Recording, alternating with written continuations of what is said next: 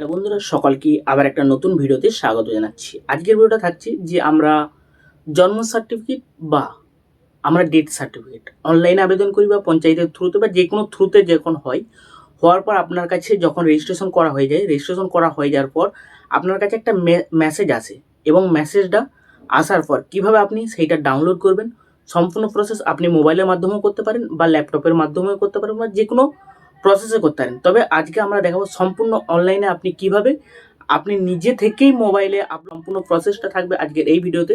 তাই একদম ভিডিওটা স্কিপ না করে সম্পূর্ণ আমাদের সঙ্গে দেখতে থাকুন এবং আমরা আজ সম্পূর্ণ দেখাবো যে কিভাবে আপনি সেই ডকুমেন্টসটা অর্থাৎ ডাউনলোড করবেন অনলাইনে এবং প্রিন্ট আউট করে যদি নিজের হয় নিজে রাখতে পারেন বা যদি কারো ডাউনলোড করে দেন বা আপনি যদি নিজে সঞ্চালক হন অর্থাৎ অনলাইনে, তাহলে কোনো কাস্টমারকে দিতে পারবেন।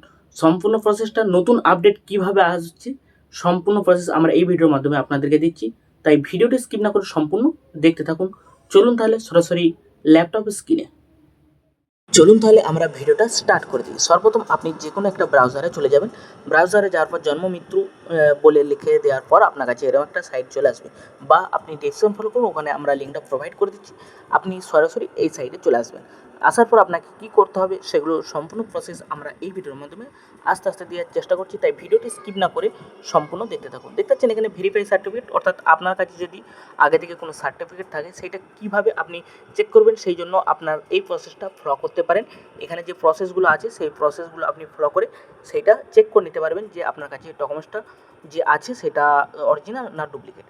চলুন তাহলে আমরা ডাউনলোড কীভাবে করবেন সেগুলো সম্পূর্ণ প্রসেস আমরা দেখানোর চেষ্টা করছি।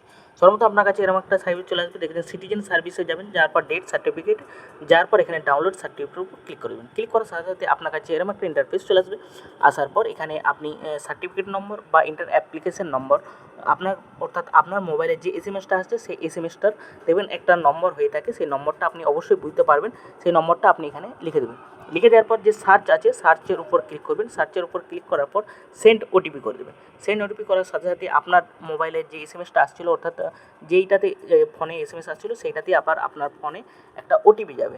সেই ওটিপিটা আপনি কী করবেন, এখানে ওটিপিটা নিয়ে নেবেন। নিয়ে নেওয়ার পর এখানে লিখে দেবেন। লিখে দেওয়ার পর এখানে যে সাবমিট অপশানটা আছে এই সাবমিট অপশানের উপর ক্লিক করবেন। সাবমিট অপশানের উপর যখনই আপনি ক্লিক করবেন আপনার কাছে আবার একটা নতুন ইন্টারফেস চলে আসবে। দেখছেন আমি এখানে যখনই সাবমিট করে দিলাম, সাবমিট করে দেওয়ার সাথে সাথে এখানে ডাউনলোড অপশান চলে আসুন, অর্থাৎ যে মৃত্যু সার্টিফিকেটটা আপনি আবেদন করেছিলেন সেটা কনফার্ম হয়ে গেছে এবং ডাউনলোডের জন্য এখানে কমপ্লিট হয়ে গেছে। দেখতে পাচ্ছেন এটা হলো রাজ্য সরকারের অর্থাৎ ডেথ সার্টিফিকেট। আপনার কাছে এরকম একটা ফর্ম চলে আসবে, এত সুন্দর ফর্ম। এবং আপনার যদি নিজের হয় তাহলে আপনি প্রিন্ট আউট করে রেখে দিতে পারেন বা আপনার সেভ করেও রেখে দিতে পারেন। আর যদি কাস্টমার হয় তাহলে আপনি কাস্টমারকে প্রিন্ট আউট করে দিয়ে দিতে পারবেন। যাই হোক বন্ধুরা, এতটুকুই ভিডিও ছিল। যদি ভিডিওটা ভালো লেগে থাকে তাহলে অবশ্যই একটা লাইক করবেন এবং সর্বশেষ আপনাদের কাছে একটা ছোট্ট রিকোয়েস্ট, অবশ্যই চ্যানেলটিতে সাবস্ক্রাইব করে দেবেন, কারণ আপনাদের একটা সাবস্ক্রাইবের ফলে আমাদের উৎসাহিত করে ভিডিও আরও নতুন কিছু নিয়ে আসার জন্য। তাই ভিডিওর শেষের দিকে আপনাদের কাছে অনুরোধ, ভিডিওটি সাবস্ক্রাইব করবেন চ্যানেলটিতে এবং ভালো থাকবেন, সুস্থ থাকবেন। পরের ভিডিও দেখা হচ্ছে, নতুন কোনো একটা ভিডিও নিয়ে আসার চেষ্টা করব। ততক্ষণ ভালো থাকুন, সুস্থ থাকুন। জয় হিন্দ।